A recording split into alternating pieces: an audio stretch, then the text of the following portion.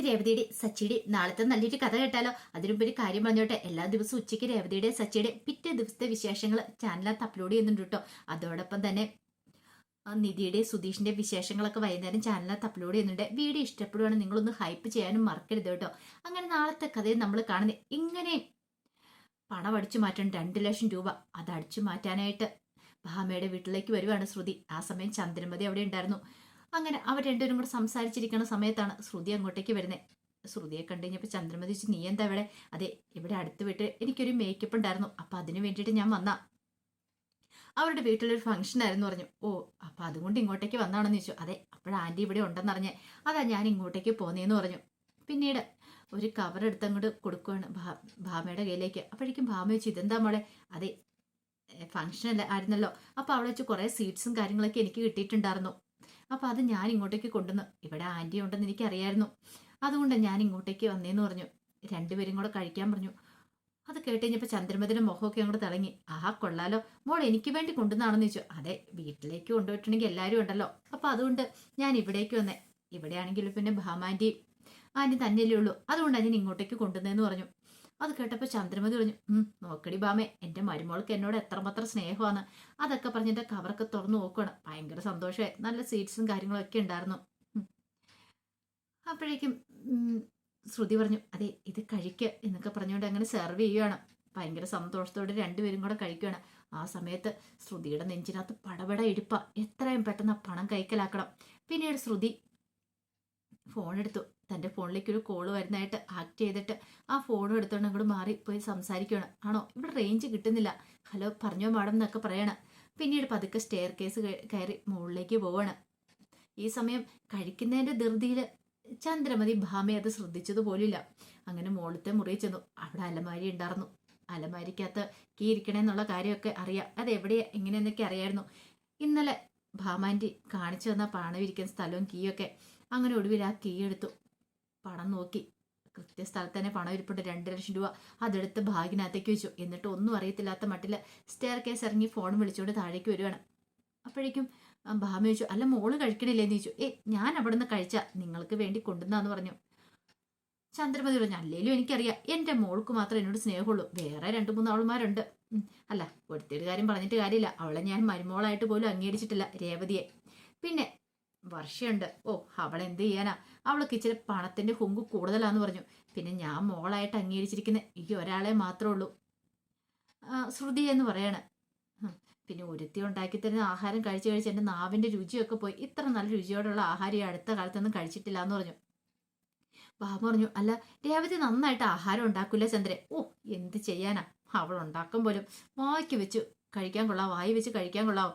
അവളുണ്ടാക്കുന്ന ആഹാരം കഴിച്ച് എൻ്റെ നാവിൻ്റെ രുചിയെല്ലാം പോയി. ഇപ്പം ഇത് കഴിക്കുമ്പോഴോ ഇത്ര നാവിൻ രുചിയൊക്കെ ഉണ്ടാണേന്ന് പറഞ്ഞു. ശ്രുതിയെല്ലാം കേട്ട് ഇങ്ങനെ നിൽക്കണം. പിന്നീട് ചന്ദ്രമതി ചോദിച്ചു, അല്ല മോളെ, നിനക്ക് ഡ്യൂട്ടി ഉണ്ട്, നീ പൊയ്ക്കോ, നിനക്ക് ജോലിയുണ്ട് പൊയ്ക്കോ, ഞങ്ങൾ കുറച്ച് കഴിഞ്ഞിട്ടോ വരുന്നുള്ളെന്ന് പറഞ്ഞു. ഞാൻ അത് കേട്ടപ്പോൾ ശ്രുതി പറഞ്ഞു, അതിൻ്റെ പ്രശ്നമൊന്നുമില്ലമ്മേ, എനിക്ക് പ്രത്യേകിച്ച് തിരക്കൊന്നുമില്ല എന്ന് പറഞ്ഞു. ഇപ്പം പെട്ടെന്ന് പോയിട്ടുണ്ടെങ്കിൽ സംശയം തോന്നും, താനാ പണം അടിച്ചു മാറ്റിയെന്നവർക്ക് സംശയം വരില്ല. അതുകൊണ്ട് ശ്രുതി അവിടെ തന്നെ നിന്നു. അമ്മയോടൊപ്പം ഒരുമിച്ച് അങ്ങോട്ട് പോകാം, അതാണ് പിന്നെ യാതൊരു പ്രശ്നമില്ലല്ലോ എന്നൊരു ചിന്തയായിരുന്നു. അങ്ങനെ ശ്രുതി അവിടെ നിന്നു, അവരോടൊപ്പം സംസാരിച്ചൊക്കെ നിൽക്കുകയാണ്. എങ്ങനെ എത്രയും പെട്ടെന്ന് ഈ പണം കൊണ്ട് ആന്റണിക്ക് കൊടുക്കണം, പക്ഷെ ഇപ്പം പെട്ടെന്ന് പോകാൻ പറ്റില്ലോ എന്നൊരു ചിന്താഗതിയായിരുന്നു അവളുടെ മനസ്സിന്നറിയും. കുറച്ച് കഴിഞ്ഞപ്പോൾ രേവതി പുതിയ സാരിയൊക്കെ കൊടുത്ത് ഒരുങ്ങി വന്നു. അപ്പം വർഷയും രേവതിയും പോയാണ് സാരിയൊക്കെ വാങ്ങിച്ചുകൊണ്ട് വന്നേ.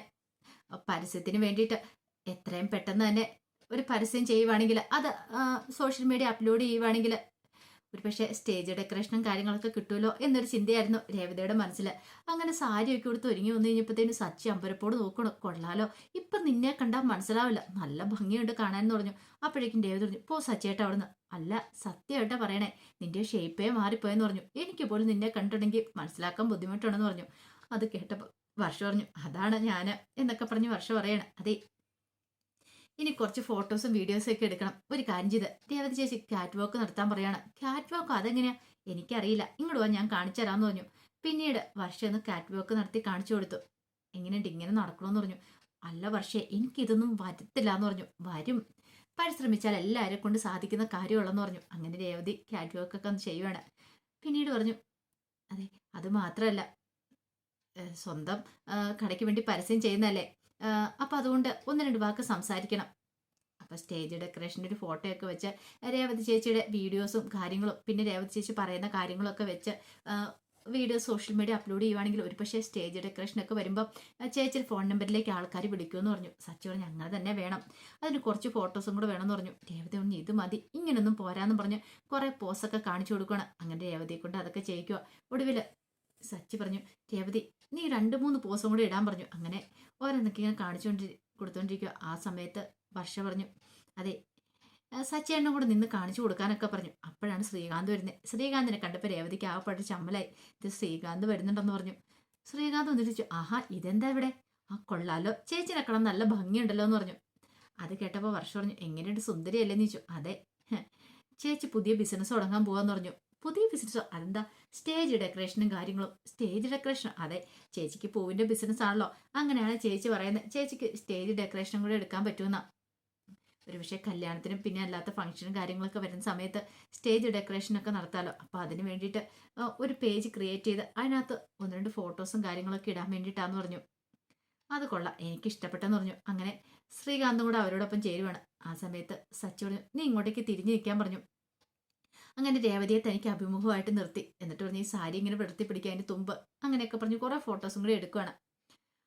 ആ സമയത്താണ് ചന്ദ്രമതി ശ്രുതിയും കൂടെ അങ്ങോട്ട് വരുന്നത്. ചന്ദ്രമതി ശ്രുതി തനിക്ക് സീറ്റ്സ് കൊണ്ട് തന്ന കാര്യങ്ങളെല്ലാം പറയുവാണ്. ആ സമയത്ത് ശ്രുതി പറഞ്ഞു എന്നാലും ഇത് കുറച്ച് കൂടുതലായി പോയിട്ടോ ശ്രുതി എന്ത് പരിപാടിയാണ് കാണിച്ചെന്ന് വെച്ചു. എന്താ എനിക്കൊന്നും കൊണ്ടാ തന്നില്ലല്ലോ, എല്ലാം അമ്മയ്ക്കല്ല കൊണ്ടു കൊടുത്തേ. അത് പിന്നെ ആൻറ്റി അവിടെ അടുത്തുണ്ടായിരുന്നല്ലോ, അതുകൊണ്ട് ഞാൻ പിന്നെ അങ്ങോട്ടേക്ക് പോയപ്പോൾ കൊടുത്താ. ഇതേ ഒരു കാര്യം പറഞ്ഞേക്കാം, ഇനി എങ്ങനെ എന്തെങ്കിലും ഫംഗ്ഷൻ്റെ വീട്ടിൽ നിന്ന് കിട്ടുവാണെങ്കിൽ എനിക്ക് കൊണ്ടു തന്നോളെന്ന് പറഞ്ഞു. അത് കേട്ടപ്പോൾ ചന്ദ്രമതി പറഞ്ഞു നീ ആള് കൊള്ളാലോടാന്ന് പറഞ്ഞു. അങ്ങനെ അവരങ്ങോട്ട് അകത്തേക്ക് കയറി വരാനായിട്ട് വാതിൽപ്പടിയിൽ അവിടെ എത്തിക്കഴിഞ്ഞപ്പോഴാണ് ശ്രുതി പെട്ടെന്ന് ആ കാഴ്ച കാണുന്നേ. ഒരു പെണ്ണ് തിരിഞ്ഞു വയ്ക്കുന്നു. സച്ചി അവളെ ഇങ്ങനെ ചേർത്ത് പിടിച്ചിരിക്കുന്നു.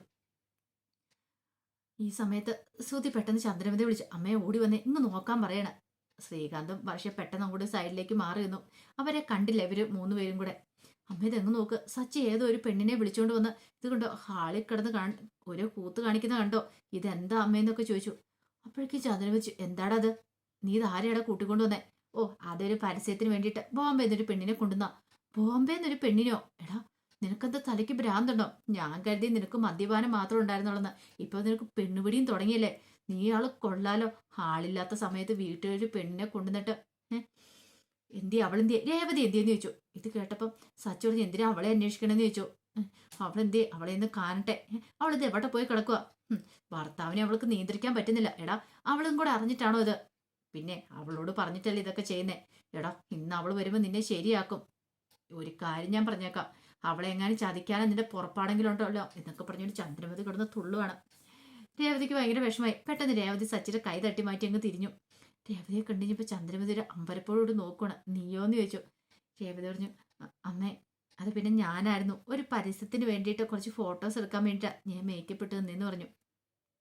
ഈ സമയത്ത് ശ്രുതി പറഞ്ഞു ഞാൻ കരുതി ഇവനൊരു പെണ്ണിനെ വിളിച്ചോണ്ട് വന്നായിരിക്കുമെന്ന്. കല്യാണം കഴിഞ്ഞ് ഒരു പെണ്ണും ജീവിതത്തിൽ കാണാൻ പാടില്ലടാ, അല്ലാതെ തോന്നിയാസം നടന്നു ഉള്ള പെൺകുട്ടികളെല്ലാം ജീവിതത്തിലേക്ക് വിളിച്ചോണ്ട് വരില്ല. അത് കേട്ട് കഴിഞ്ഞപ്പോൾ സച്ചു പറഞ്ഞു പിന്നെ നീ ഭയങ്കര പെർഫെക്റ്റ് ആണല്ലോ, നിന്റെ ജീവിതത്തിൽ ഒരു പെണ്ണ് മാത്രമല്ലേ ഉണ്ടായിരുന്നുള്ളൂ. അത് കേട്ടപ്പോൾ ശ്രുതിക്കൊരു നാണക്കേട് തോന്നി. അപ്പോഴേക്കും ശ്രുതി പറഞ്ഞു ശ്രുതി നീ കൂടുതൽ സംസാരിക്കാൻ പോകണ്ടെന്ന് പറഞ്ഞു. അപ്പോഴേക്കും സച്ചി രേവതി പറഞ്ഞു രേവതി ദേ നിന്നോട് അമ്മയ്ക്ക് സ്നേഹമൊക്കെ ഉണ്ട്, അതുകൊണ്ടല്ലേ ഞാൻ വേറൊരു പെണ്ണിനെ വിളിച്ചോണ്ട് വന്ന് അറിഞ്ഞു കഴിഞ്ഞപ്പോഴത്തേനും അമ്മയ്ക്ക് ഭയങ്കര ബുദ്ധിമുട്ട് തോന്നിയത്. അമ്മയുടെ മനസ്സിൽ നിന്നോട് ഇഷ്ടമൊക്കെ ഉണ്ടെന്ന് പറഞ്ഞു. അപ്പോഴേക്കും ചന്ദ്രമതി പറഞ്ഞു അതുകൊണ്ടൊന്നും അല്ല, പിന്നെ വീട്ടിൽ കൊണ്ടുവന്നൊരു പെണ്ണിനെ ഇങ്ങനെ പരസ്യമായിട്ട് ഇങ്ങനെ കെട്ടിപ്പിടിച്ചോണ്ടൊക്കെ നിന്നിട്ടുണ്ടെങ്കിൽ പിന്നെ ആരാരും ചോദ്യം ചെയ്യില്ല, അത്രയ്ക്കൊക്കെ ഉള്ളെന്ന് പറഞ്ഞു. അത് കേട്ടപ്പം രേവതി പറഞ്ഞു എനിക്ക് മനസ്സിലായി, അമ്മ എന്നെ അംഗീകരിച്ചില്ലെങ്കിലും അമ്മയ്ക്ക് എന്നോട് സ്നേഹമാണെന്നുള്ള കാര്യം എന്ന് പറഞ്ഞു. ചന്ദ്രമതിക്ക് അത് അംഗീകരിച്ചു കൊടുക്കാൻ ബുദ്ധിമുട്ടായിരുന്നു. ചന്ദ്രമതി ഓ പിന്നെ ഇതേ ഈ കാളിൽ കിടന്ന് ഇതുപോലത്തെ കൂത്തൊന്നും കാണിക്കണ്ടെന്ന് പറഞ്ഞ് ദേഷ്യപ്പെട്ട് പറഞ്ഞിട്ട് അങ്ങോട്ട് പോയി. ആ സമയം സുധി പറഞ്ഞു എന്താടാ അത്, നാണം ഉണ്ടോടാ നിനക്കെന്ന് ചോദിച്ചു. സച്ചു ചോദിച്ചു ഞാനെന്തായാലും നാണിക്കണം, എൻ്റെ ഭാര്യയല്ലേ എന്ന് പറഞ്ഞു. അപ്പോഴേക്കും ശ്രുതിയും വർഷയും കൂടെ അപ്പോഴേക്കും വർഷയും ശ്രീകാന്തും കൂടെ വന്നു. ആ സമയത്ത് ശ്രുതി ചോദിച്ചു നിങ്ങൾ ഇവിടെ ഉണ്ടായിരുന്നെന്ന് ചോദിച്ചു. ആ അതെ ഞങ്ങൾ മുറിക്കാത്തായിരുന്നു, എന്താ ഇവിടെ നടക്കണേന്നൊക്കെ ചോദിച്ചു. അത് പിന്നെ ഇവർ രണ്ടുപേരും കൂടെ ഇവിടെ പരസ്യത്തിൽ എന്തോ അഭിനയിക്കാൻ വേണ്ടിയിട്ട് നിൽക്കുമായിരുന്നു, ഏതോ ഫോട്ടോസൊക്കെ എടുക്കാനാന്നും പറഞ്ഞുകൊണ്ട്. അപ്പോഴേക്കും ആൻറ്റി വന്നിട്ട് തെറ്റിദ്ധരിച്ചു. സച്ചി വേറെ ഏതോ പെണ്ണിനെ വിളിച്ചോണ്ട് വന്നും പറഞ്ഞുകൊണ്ട് അപ്പൊ അതിന്റെ കുറച്ച് കോലാഹലങ്ങളായിരുന്നു പറഞ്ഞു. ഓ അങ്ങനെയാണല്ലേ. ആ നല്ല ഭംഗിയുണ്ട് രേവതി ചേച്ചിനെ കാണാനായിട്ട്, സുന്ദരിയായിട്ടുണ്ടെന്നൊക്കെ വർഷ പറയാണ്. അത് ശ്രുതിക്ക് അത്രയ്ക്കും അങ്ങോട്ട് പിടിച്ചൊന്നുമില്ല. ആ സമയത്ത് ശ്രുതി പറഞ്ഞു, എടാ സച്ചി, മര്യാദയ്ക്ക് നടന്നാൽ നിനക്ക് കൊള്ളാം, അല്ലാതെ ഇങ്ങനെ എന്തെങ്കിലുമൊക്കെ ചെയ്യാൻ പുറപ്പാടുണ്ടെങ്കിലുണ്ടല്ലോ. അപ്പോഴേക്കും സച്ചിക്ക് ദേഷ്യം വന്നു. സച്ചി പറഞ്ഞു, നീ നിന്റെ കാര്യം നോക്കിപ്പോടാ, എന്റെ കാര്യം നോക്കാൻ എനിക്കറിയാന്ന് പറഞ്ഞു.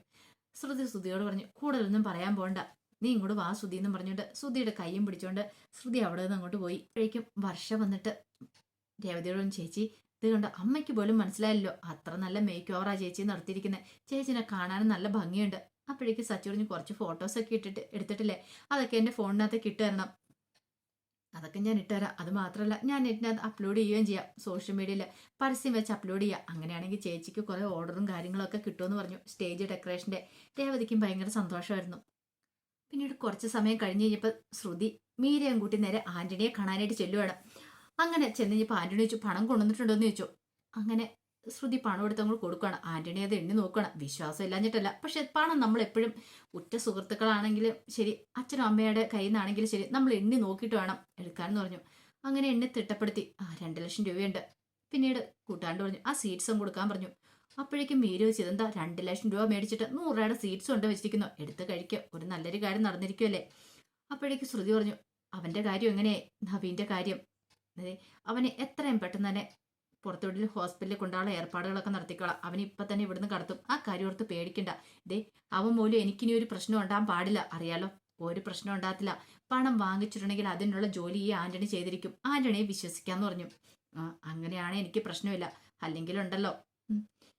പിന്നീട് അങ്ങ് എഴുന്നേറ്റ് തുടങ്ങുമ്പോഴത്തേനും മീരയോട് പറഞ്ഞു, അല്ല സീഡ്സ് കഴിച്ചില്ല, അതെ ഈ ബോക്സോടെ ഞാൻ കൊണ്ടുപോയിക്കോളാന്ന് പറഞ്ഞുകൊണ്ട് ആ ബോക്സ് എടുത്തോണ്ട് മീര അങ്ങോട്ട് പോയി. ആ സമയത്ത് ആന്റണി നേരെ നവീൻ ദാസിന്റെ അടുത്തേക്ക് അപ്പുറത്തെ മുറിയിലേക്ക്. നവീനോട് പറഞ്ഞു, അവള് വന്നു 2 ലക്ഷം രൂപ തന്നെന്ന് പറഞ്ഞു, പണം കാണിക്കുകയാണ്. നീ ഒരു 2 മാസത്തേന് ഇവിടെ കാണല്ല, എത്രയും പെട്ടെന്ന് നീ പോയി പുറത്തെവിടെയും പോയിക്കോണം, ഏതെങ്കിലും നാട്ടിൽ പോയിക്കോണം, അവിടെ പോയി ഒരു 2 മാസം കഴിഞ്ഞിട്ട് വന്നാൽ മതി എന്ന് പറഞ്ഞു. അപ്പോഴേക്ക് ഈ ശരീരമൊക്കെ ഒന്ന് ഉഷാറാക്കി എടുക്കണമെന്ന് പറഞ്ഞു. പിന്നെ എന്ത് വേണമെന്ന് ഞാൻ പറയാം, 2 മാസത്തിന് ശേഷമുള്ള കാര്യങ്ങൾ. അത് കേട്ട് ഇനിയിപ്പം നവീൻ പറഞ്ഞു, ഓക്കെ, എൻ്റെ ഷെയർ കിട്ടിയില്ല. അപ്പോഴേക്കും ആന്റണി പറഞ്ഞു, ഞാനേ എന്താണ് ഈക്വൽ ഷെയർ ആർക്കും കൊടുക്കാറില്ല, അതുകൊണ്ട് ഇത് വെച്ചേക്കാൻ പറഞ്ഞു, കുറച്ച് പണം കൂടി കൊടുക്കണം, 50,000 രൂപ. അപ്പോഴേക്കും നവീൻ പറഞ്ഞു, അത് പറ്റില്ല, അടി മൊത്തം വാങ്ങിയത് ഞാനല്ലേ, ശരി ഇത്ര അടിയൊക്കെ വാങ്ങിയതല്ലേ, 50,000 കൂടെ വെച്ചു. അങ്ങനെ 1 ലക്ഷം രൂപ കൊടുത്തു. പിന്നെ ഒരു കാര്യം, 2 മാസം കഴിയാതെ നിന്നെ ഇങ്ങോട്ടേക്ക് കണ്ടേക്കല്ലെന്ന് പറഞ്ഞു. ഇല്ലില്ല, ഞാൻ ഇനി ഇങ്ങോട്ടേക്ക് വരത്തില്ല, 2 മാസത്തിന് ശേഷമോ വരത്തുള്ളെന്ന് പറഞ്ഞു. അങ്ങനെ എന്ത് ചെയ്തു, പണം വാങ്ങിച്ചിട്ട് അവരങ്ങോട്ട് പോയി. ആ സമയത്ത് ആന്റണിയുടെ ചുണ്ടിലൊരു ചിരി വിരിഞ്ഞു. കാരണം താൻ ഉദ്ദേശിച്ച പോലെയൊക്കെ കാര്യങ്ങൾ നടക്കുന്നുണ്ട്. 2 മാസം കഴിയുമ്പോൾ വീണ്ടും അവളെ ബ്ലാക്ക് മെയിൽ ചെയ്യണം ഈ നവീനെ വെച്ചിട്ട്. അവളെ താൻ ഇഷ വരപ്പിക്കും, അവളുടെ കയ്യിൽ നിന്ന് മാക്സിമം ഊറ്റാവുന്നത്ര പണം മുഴുവൻ താൻ ഊറ്റും എന്നൊരു ചിന്തയായിരുന്നു ആന്റണിയുടെ മനസ്സിലുണ്ടായിരുന്നേ. അങ്ങനെ ശ്രുതിക്കിട്ട് നല്ല വമ്പം പണി തന്നെയാണ് കിട്ടുന്നത്. ഇനി എന്താണെങ്കിലും ശ്രുതി കിടന്ന് നെട്ടോട്ട് ഓടും. ശ്രുതി ഒടുവിൽ പിടിക്കപ്പെടുന്നൊക്കെയുണ്ട് പണം അടിച്ചു മാറ്റിയതിന്. അതിന്റെ വിശേഷങ്ങളുമായിട്ട് നാളെ ഉച്ചയ്ക്ക് വരാട്ടോ. മറക്കാതെ എല്ലാവരും കയറി കാണാൻ ശ്രമിക്കണേ. ഒരിക്കൽ കൂടി എല്ലാവർക്കും ശുഭദിനം നേർന്നുകൊണ്ട് നിർത്തുന്നു.